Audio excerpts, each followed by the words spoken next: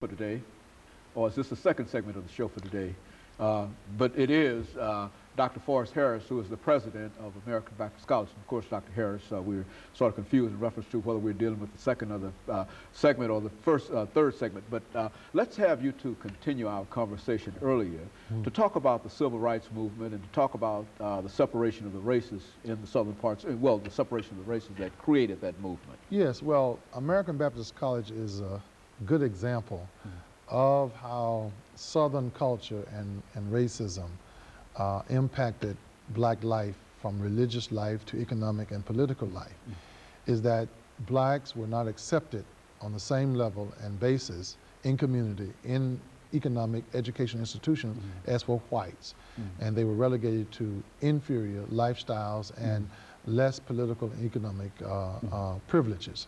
So what ended up happening was there were creations of institutions like American Baptist College for blacks to attend, and other interests in people establishing institutions where blacks could get training, like at Fisk and at Tennessee A&I at the time.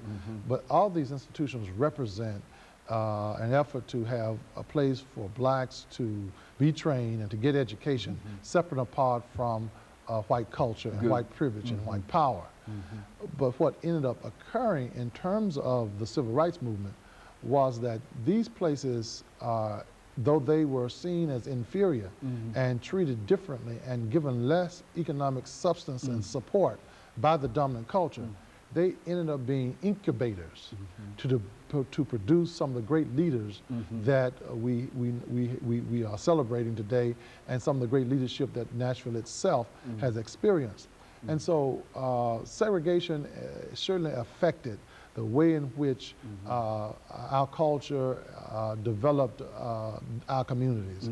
And that in itself proved to be a very, very hard thing in terms of the oppression that a lot of families, a lot of communities had to suffer, and therefore a lot of people who could have been educated, who could have reaped benefits from other accesses to other places, did not. And the poverty and the lack of education, the lack of jobs, all of that was a part of this segregated culture that the South, and particularly here in Nashville and other places, we saw happen. And it was a tragic time and a tragic history.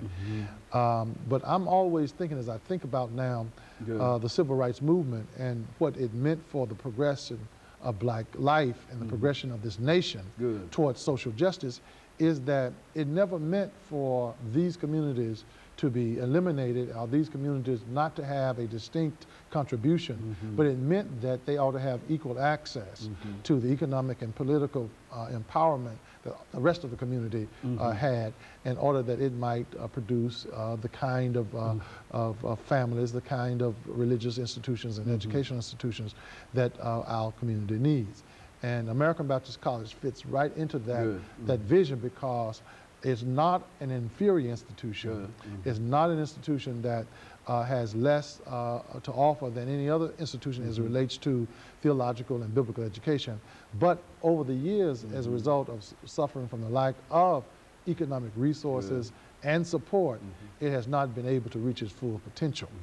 And so the civil rights movement in our city, in Nashville, has had a particular impact on opening up access to these various venues of political and economic power that has made our schools much more viable institutions for the future. And yet, because of that history of racism and isolated from resources, they still struggle with the need for support. So support, some additional resources, et cetera. Now, looking at some of the support that you need to sort of generate for American Baptist College, what do you see as some of the major areas that, what are some of your primary objectives in terms of trying to raise more money for what you're doing? Well, American Baptist College deserves the support of the Nashville community because of what it contributed to the community. If there had not been an American Baptist College, we would not be as far advanced and progressive in social justice, because the student leadership of that college helped this community come to see and understand its need to be inclusive and to treat everybody on an equal basis. So Nashville itself, I hope, will come to own the future of American Baptist College in a way that it will support it. We are developing a capital fundraising campaign for the college. Yeah. And in doing so, we pledged to raise $1 million by the end of this academic year. Excuse me. And in that campaign, we want to launch it by establishing a commission on the future of American Baptist College. And many of the people who will serve on this commission are persons in Nashville, leaders in Nashville and around the country who can help us understand how we might develop strategic steps toward the revitalization of American Baptist College. One area that needs to be revitalized is its academic support systems. For a long time, our academic support systems have not had the kind of resources that will improve our academic standing and make us competitive in appealing and attracting students to our campus. Secondly, we have to deal with our grounds and buildings. The deferred maintenance of our campus has been neglected too long, to the extent now that we don't have any options but to give attention to how we will house the college, which means that we have to give attention to and emphasis on what we can do to build new buildings or renovate those that exist, but expand as well. Library services, academic services, student services.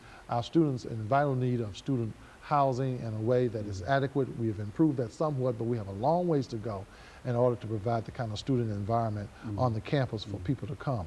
And then we need endowment. We need endowment. The school does have a modest endowment, very modest, nothing that would compare to the Vanderbilts or the Tennessee States here in our city. But an endowment nonetheless of near $1 million as a result of separate endowments that people have given to the school. But we have to give some real strategic thinking to how we can build the endowment of the school to ensure its future on into the next century. And we feel really excited at this point because of the new leadership of the National Baptist Convention, USA Incorporated, Dr. William Shaw, and of course my coming on as leader of the college as president, that together we can begin to rally the convention itself and our constituents and other people, non-traditional funding sources, to build the endowment of this school. One of the other visions that we have, Dr. Haney, is though we are a theological and biblical school for the theological education of leaders, we know that the trend now is more interdisciplinary, and we want to bring interdisciplinary courses and academics to the theological and biblical curriculum that we have, so that students can have training in Christian ethics and biblical studies. Very good. And of course, Doctor, let me interrupt you here for this final commercial break, and we'll be back with